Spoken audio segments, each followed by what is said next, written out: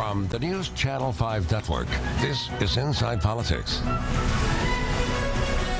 Hello, everyone. I'm News Channel 5's political analyst, Pat Nolan. Welcome to Inside Politics. Mark Twain once said, "Rumors of my demise have been exaggerated."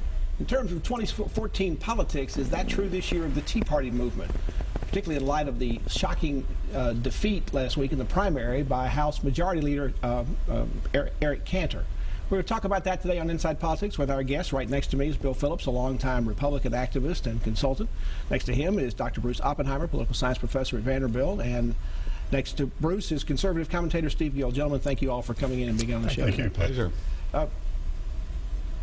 Bruce, I can't remember the last time there was a primary upset quite like this. In fact, I read that this is perhaps the first time a majority leader has been defeated for re-election in his own primary. What happened? Nobody predicted this. I don't think anybody predicted it. Mr. Bart, who was running against him, did not have much money, did not have national financing. He did have some national media people who came in on his behalf and some national political people.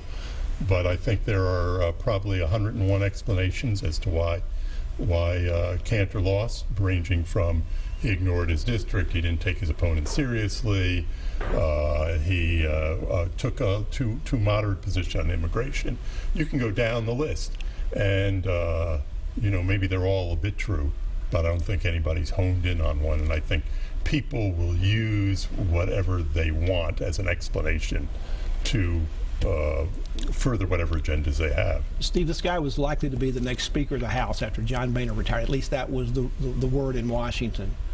How come nobody was so smart to even see this coming, or even rumor that it might be coming before it happened, including his own pollster?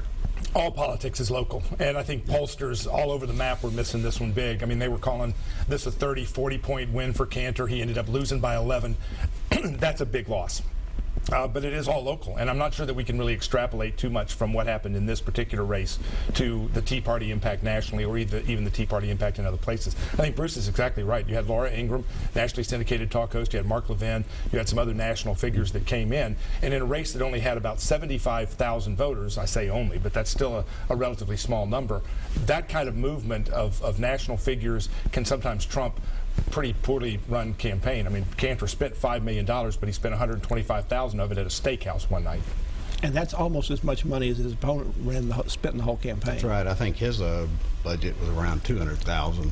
So, Bill, the idea that this race somehow turned on issues is perhaps not so true. It's more personal issues or candidate issues. Of this whole talk about this means the end of any kind of immigration reform, because the candidate running against Cantor was very much against any kind of change in immigration. Well, I think what it really comes down to is what Steve said. It's local.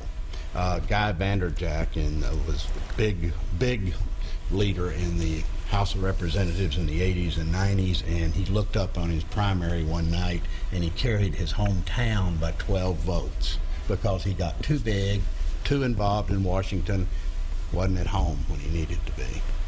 Now, Bruce, this race in Virginia, which I suspect will continue to be focused on a lot by the national media, rightly or wrongly, is down to two professors that teach at the same school, Randolph-Macon. What would be your thoughts if there were two professors at Vanderbilt both running for Congress right now? Are they from my department or not? What would that be like for the faculty? Would that be kind of tough? A lot of big words. I think, you know, within universities there's a level of civility and tolerance for one another. As a matter of fact, these Trammell and Bart play on the same basketball team at the university, the story today. So they obviously know each other.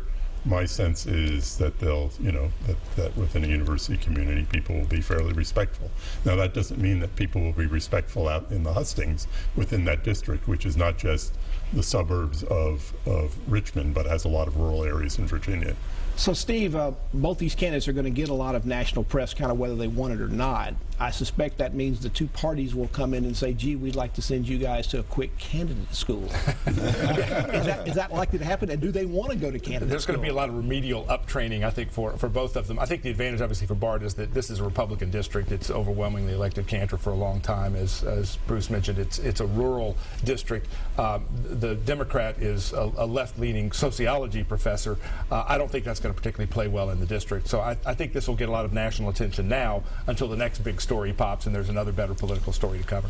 Well, Bill, the next big story in politics in terms of these races appears to be coming up, I think, on June 24th when they got the runoff in Mississippi. It looks like an incumbent senator there, Tad Cochran, who just barely, and he was behind in the run. He came in second in the race, not by a huge margin, but is he pretty much toast? That's sort of the word, that he's not going to be able to come back to this. He's going to lose to a Tea Party candidate down there. The perception is that the senator is tired and probably shouldn't run for re-election, and that's one of the keys, is you got to know when to fold them.